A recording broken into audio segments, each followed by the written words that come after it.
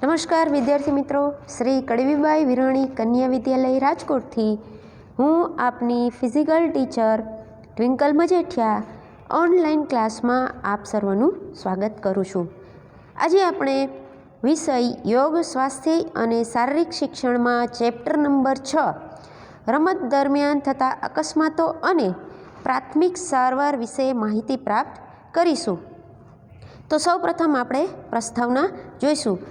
પ્રાચીન સમયમાં ફુરસદના સમયનો ઉપયોગ કરવા કે મનોરંજન મેળવવા લોકો રમતગમતમાં ભાગ લેતા. ભાગ લેનારની સંખ્યા પણ ઓછી હતી. ધીરે ધીરે લોકોમાં શારીરિક ક્ષમતા અને સ્વાસ્થ્ય માટે સભાનતા આવતા તેમજ વિશ્વકક્ષાએ રમતોની સ્પર્ધાનું મહત્ત્વ વધતા રમત પ્રવૃત્તિઓ રોજિંદી જીવનનો ભાગ બનવા લાગી. રમતોમાં ભાગ લેનારની સંખ્યા વધવા લાગી. રમતોમાં વૈજ્ઞાનિક સિદ્ધાંત તથા તાલીમની પદ્ધતિઓનો ઉપયોગ થવા લાગ્યો. તેની સાથે સાથે રમતોમાં નાના મોટા અકસ્માતોનું પ્રમાણ વધવા માંડ્યું. હવે આપણે અકસ્માતની વ્યાખ્યા જોઈશું. આપણી કલ્પનામાં પણ ન હોય અને એકાક કોઈ ઘટના બને તેને અકસ્માત કહીએ છીએ. રમત દરમિયાન થતા અકસ્માત. રમતના ખુલ્લા મેદાનોમાં કે જિમ્નેશિયમ હોલ કે દોડના ટ્રેક પર કે રોડ પર થતા લાંબા અંતરની દોડમાં પડવા અથડાવાના અકસ્માતો થતા હોય છે. સ્વિમિંગ પુલમાં ડૂબવા કે ડાઇવિંગ દરમિયાન ઈજા, દોડ દરમિયાન ઓવરટેક કરવામાં ધક્કો લાગવો, વિઘ્ન દોડમાં પગનું વિઘ્ન સાથે અથડાવું, ઊંચી કૂદ અને વાંસકૂદમાં ટેકાનો વાંસ તૂટી જતા, ફૂટબોલ, હોકી જેવી રમતોમાં મેદાનમાં પડેલા ખાડામાં પગ પડવાથી કે એકબીજા સાથે અથડાવાથી પડી જતા, દડો, હોકી સ્ટિક વાગી જતા, ક્રિકેટમાં દડો વાગવો, ફિલ્ડિંગ કરતાં અથડાવું, જિમ્નાસ્ટિકની પ્રવૃત્તિમાં રોમન રિંગ, હોરિઝોન્ટલ બાર, પેરેલલ બાર, અનઇવન બાર, હોલ્ડિંગ હોર્સ વગેરે પરથી પડી જવું જેવા અકસ્માતો થતા હોય છે.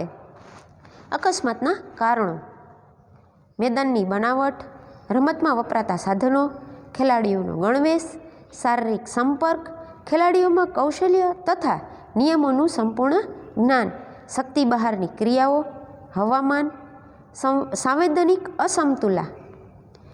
સૌપ્રથમ આપણે મેદાનની બનાવટો વિશે માહિતી પ્રાપ્ત કરીશું. મેદાનની સપાટી સમતલ ના હોય અથવા ઉબડખાબડ નાના મોટા ખાડાવાળી હોય ત્યારે ખેલાડી સમતોલન ગુમાવતા ખાડામાં પગ આવતા પડી જાય છે. આ સિવાય મેદાનમાં ઈંટો, લોખંડના પાઇપના ટુકડા વગેરે દાટેલ હોય છે. મેદાનની સપાટી લીસી હોય, મેદાનની હદરેખા બહાર તારની વાડ કે દિવાલ, થાંભલા, ઝાડ હોય ત્યારે પણ અકસ્માત થવાની સંભાવના રહે છે. રમતમાં વપરાતા સાધનો. રમતના સાધનોની બનાવટ યોગ્ય ન હોય, ટકાઉ ના હોય ત્યારે તૂટવાથી અકસ્માત થવાની સંભાવના રહે છે. જેમ કે ક્રિકેટમાં arm guard, helmet, chest guard, leg guard, boot વગેરે યોગ્ય બનાવટના ન હોય તો અને આ સિવાયની દરેક રમતના સાધનોની બનાવટ યોગ્ય ના હોય તો અકસ્માત થવાની સંભાવના રહે છે. ખેલાડીઓનો ગણવેશ. રમત પ્રમાણે ખેલાડીનો ગણવેશ ન હોય કે યોગ્ય માપના ન હોય ત્યારે હલનચલન કરવામાં નડતરરૂપ બનતા હોય તો પણ અકસ્માત થાય છે. શારીરિક સંપર્ક.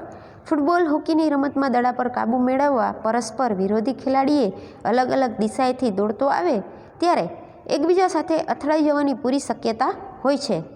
ખેલાડીઓમાં કૌશલ્ય તથા નિયમોનું સંપૂર્ણ જ્ઞાન.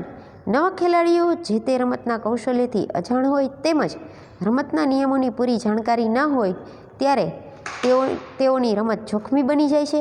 ઘણી વખત નવા નિયમોની જાણ ન હોવાથી પણ ભૂલો થાય છે અને અકસ્માત થવાની સંભાવના રહે છે. શક્તિ બહારની ક્રિયાઓ. પોતાની શક્તિ કરતાં વધારે શ્રમવાળી શારીરિક ક્રિયાઓ કરવાથી અકસ્માત થવાની સંભાવના છે. જેમ કે 5 કિમી દોડવાની ક્ષમતા ધરાવતો ખેલાડી 10 કિમી દોડે તો તે જીતવા માટે પોતાની શક્તિ બહારના પ્રયત્ન કરે છે અને થાકી જાય છે અને સમતોલન ગુમાવતા અકસ્માત થવાની પણ સંભાવના રહે છે.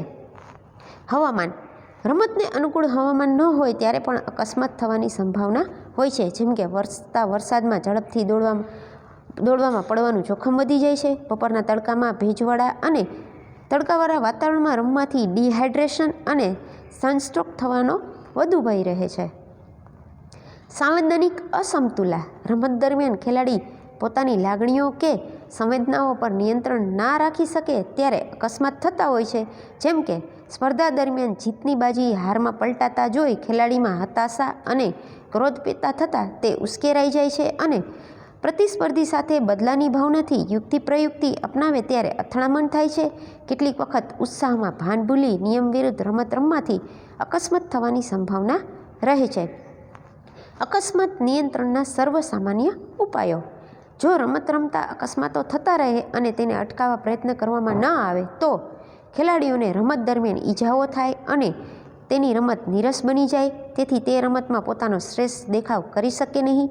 ઈજાઓને કારણે કેટલીક ખોટ આવે અને મૃત્યુ પણ થાય. આથી ઈજાઓને જન્મનાર અકસ્માતને અટકાવવાના ઉપાયો વિચારવા જોઈએ, જેથી કરીને મેદાન પરની ઈજાઓ અટકાવી શકાય અને અકસ્માતો નહિવત બનાવી શકાય તેવા પ્રયત્ન કરવા જોઈએ. અકસ્માત થવાના કારણો જો દૂર કરી શકીશું તો અકસ્માત થવાની સંભાવનાઓ ઘટશે. અકસ્માત નિયંત્રણના સર્વસામાન્ય ઉપાયો. મેદાનની બનાવટ અને જાળવણી.